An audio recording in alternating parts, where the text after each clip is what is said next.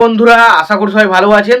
তো বন্ধুরা, এখন যে ছবিটার বিষয়ে কথা বলবো সেটা হচ্ছে প্রসেনজিৎ চ্যাটার্জির। একটা টাইম ছিল যে সময় প্রসেনজিৎ চ্যাটার্জি প্রায় পরপর সুপার ব্লকবাস্টার ছবি দিচ্ছিল। সেই সময় ছিল অটোগ্রাফ বা 22শে শ্রাবণের কথা বলি, বা আমরা মনের মানুষের মতো ছবির কথা বলি, বা জাতিস্বর, এই ধরনের ছবি। সেই রকমই একটা ছবি নিয়ে এখন কথা বলে। ছবিটার নাম হচ্ছে জাতিস্বর, যেটা রিলিজ করেছিল 2014 সালে। এবং সেই সময় সৃজিত মুখার্জি এবং প্রসেনজিৎ চ্যাটার্জির কম্বিনেশন সে সময় অসাধারণ ছিল। এবং যেটাই আসতো সেই সময় ব্লকবাস্টার। সৃজিত মুখার্জিও সেই সময় অসাধারণ কিছু ছবি উপহার দিয়েছিলেন, এবং প্রসেনজিৎ চ্যাটার্জিও কিন্তু সেই সময় মানে কমার্শিয়াল ছবি থেকে সরে গিয়ে নিজে একটু আর্ট ফিল্মের দিকে কাজ করার চেষ্টা করছিলেন, এবং অন্য ধরনের কাজ করছিলেন, এবং সেই কাজগুলো কিন্তু ব্যাপক হচ্ছিল। তো সেই ছবিটাকে নিয়ে তারই মধ্যে একটা ছবি নিয়ে এখন কথা বলো, যেটার নাম হচ্ছে জাতিস্বর, যেটা 2014 সালে রিলিজ করেছিল। তো সেই ছবিটার গল্পের বিষয়ে যাওয়ার আগে ছবির পরিচালক, প্রযোজক বা সিনেমা ফটোগ্রাফি সে কারা কাজ করছেন সেই বিষয়টাকে ছোট্ট করে দেখে নিয়ে যাক, তারপরে নেই সিনেমার বিষয়ে কথা বলা হবে। তো এই ছবিটার পরিচালক হিসেবে কাজ করেছিলেন সৃজিত মুখার্জি, এবং এই ছবিটার গল্পও লিখেছিলেন হচ্ছে সৃজিত মুখার্জি।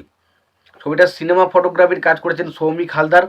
ছবিটার সঙ্গীতের কাজ করেছিলেন কবির সুমন, এবং ছবিটার রান টাইম ছিল 150 মিনিটের মতো। ছবিটার বাজেট হচ্ছে 4 কোটি, এবং ছবিটা বক্স অফিসে 5.50 কোটির মতো ইনকাম করেছিল।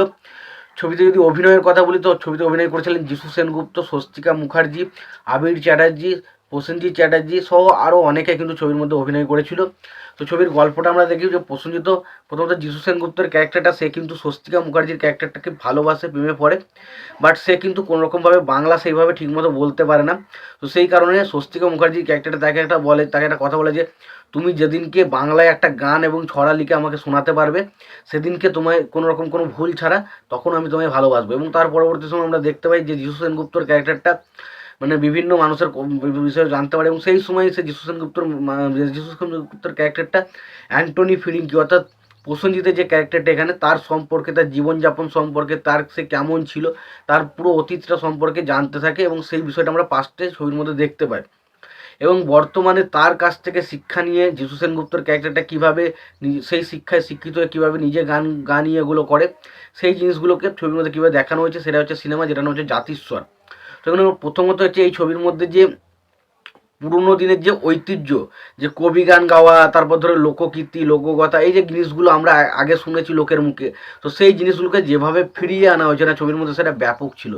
এটা সত্যি খুব দারুণ লাগে। এবং পাশাপাশি এখানে দেখুন মিউজিক ডিরেক্টর হিসেবে কবির সুমন এখানে অসাধারণ মিউজিক করেছিলেন, এবং সেই মিউজিকগুলো আমি হয়তো খুব একটা মানে এনজয় করিনি, বাট অনেকেই জানি এই ধরনের জিনিস দেখতে অনেকে পছন্দ করেন, এবং যারা একটু বয়স্ক মানুষ রয়েছে তারা কিন্তু এই জিনিসগুলোর সাথে খুবই রিলেটেবল, যার ফলে যেই জিনিসগুলো খুবই রিলেটেবল হয়।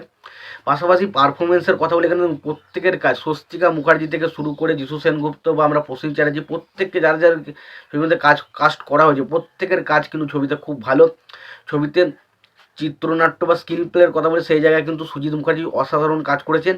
পাশাপাশি ছবির ক্যামেরা অ্যাঙ্গেল বা আমরা যে লোকেশন বা বিএফএসের কাজ, সেই জায়গাগুলো কিন্তু বেশ ভালো। ওভারঅল আমি এটুকুই বলতে পারি, সিনেমাটার মধ্যে একটা ভালো গল্প রয়েছে, এবং তার পাশাপাশি প্রত্যেকের দারুণ কাজ রয়েছে, এবং ছবিটার মধ্যে সিনেমা ফটোগ্রাফি খুব অসাধারণ ছিল। তো ওভারঅল আমি সিনেমাটা এটুকুই বলতে পারি, খুবই খুবই ভালো একটা সিনেমা হচ্ছে জাতিস্বর। তো এই সিনেমাটা না দেখে থাকেন অবশ্যই সিনেমাটা গিয়ে দেখুন, আর সিনেমাটা দেখে থাকলে আমাদের সিনেমাটা কেমন লেগেছে অবশ্যই জানাতে ভুলবেন না।